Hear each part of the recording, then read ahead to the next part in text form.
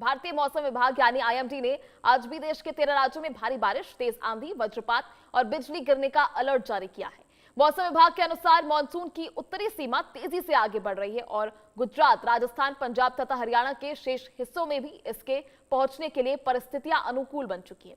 इसी वजह से दिल्ली, उत्तर प्रदेश, बिहार, राजस्थान, मध्य प्रदेश, झारखंड, ओडिशा, उत्तराखंड, हिमाचल प्रदेश और जम्मू कश्मीर समेत कई राज्यों में लोगों को सतर्क रहने की सलाह दी गई है।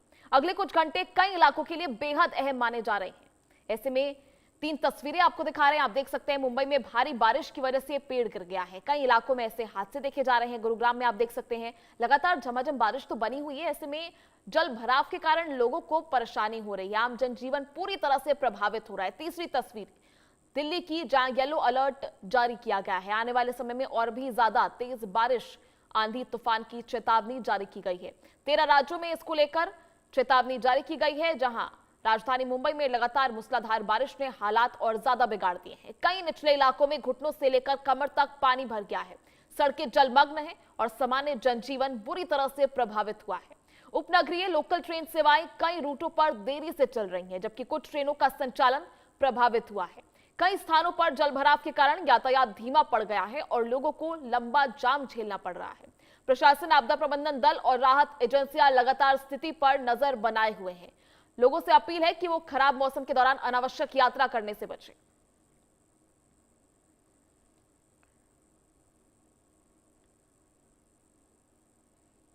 चलिए खबरों में आगे बढ़ेंगे, रुक करेंगे इस वक्त की बड़ी खबर, जहां मुंबई में आज भी मौसम का रेड अलर्ट जारी किया गया है। भारी बारिश से जनजीवन प्रभावित हो रहा है। भीषण बारिश से 13 लोगों की अब तक मौत हो चुकी है और आज भी मुंबई में स्कूल और कॉलेज बंद करने का निर्णय जारी है। प्रशासन का राहत और बचाव अभियान भी जारी है, लेकिन सबसे ज्यादा बड़ी बात 13 लोगों की जान अब तक जा चुकी है। भीषण बारिश की वजह से कई बड़े हादसे अब तक हो चुके हैं और ऐसे में 13 लोगों ने अपनी जान गंवा दी। वहीं आज भी मुंबई में स्कूल, कॉलेज बंद करने का निर्णय लिया गया है।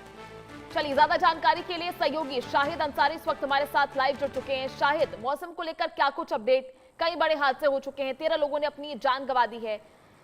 प्रशासन क्या कुछ कर रहा है? आपदा टीम कितनी अलर्ट है?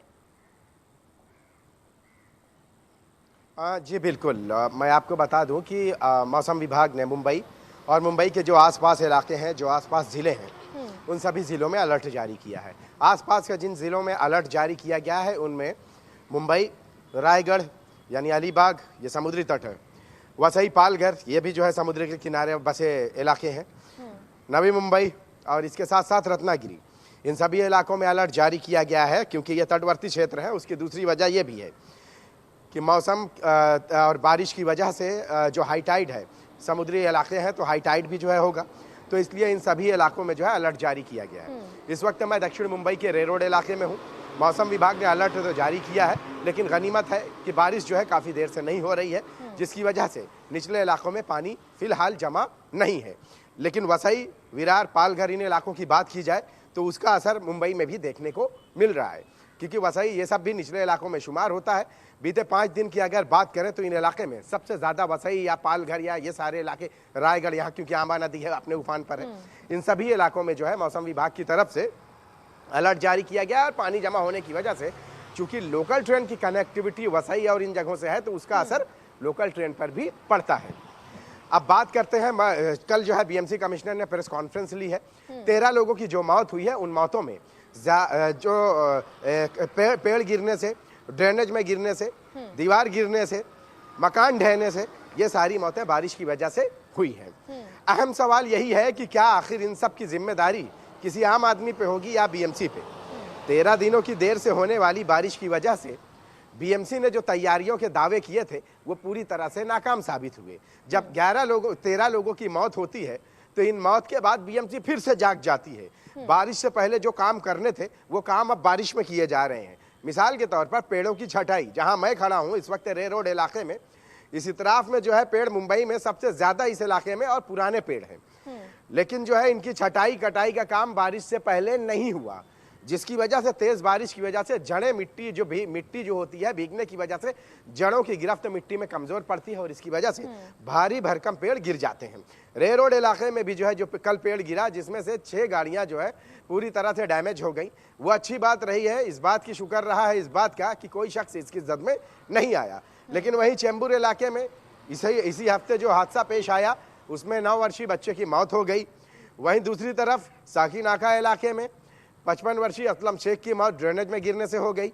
वहीं गोरेगांव में एक व्यक्ति की पेड़ गिरने से मौत हो गई। तो इसी तरह से मिला जुला कर कुल आंकड़े जो है 13 तक जाते हैं। लेकिन सवाल यही है कि क्या इन सब के बीच जिम्मेदारी किसकी है? जब इन सब की मौतें होती है और जब लोगों की बलि चढ़ जाती है तो शायद बीएमसी याद करती है कि हाँ अब हमें काम करना है। बावजूद उसके जो है ये काम अभी भी अधूरे हैं। ना मुंबई की गटर साफ हुई है, ना मुंबई की ड्रेनेज लाइन क्लियर हुई है और ना मुंबई के वो पुराने पेड़ जिनकी कटाई छटाई आपको मैं मेरे कैमरामैन से कहना चाहूँगा कि मेरे दाहिनी तरफ आप देखेंगे तो पेड़ों की जो संख्या है ये बहुत ज़्यादा है। और रे रोड या इस बेल्ट में आपको मैं बता दूं कि पेड़ों की तादाद सबसे ज़्यादा है क्योंकि ये पुराने इलाके हैं, अंग्रेज़ों के ज़माने के बसे बसाए इलाके हैं, तो इन इलाकों में सबसे ज़्यादा है।